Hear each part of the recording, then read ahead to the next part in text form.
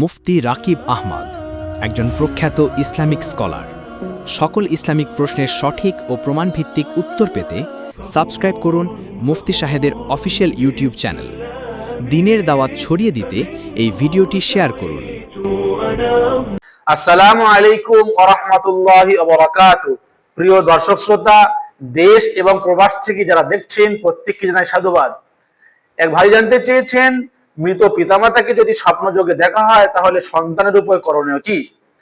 আলহামদুলিল্লাহ, ভাই খুব সুন্দর প্রশ্ন জানতে চেয়েছেন।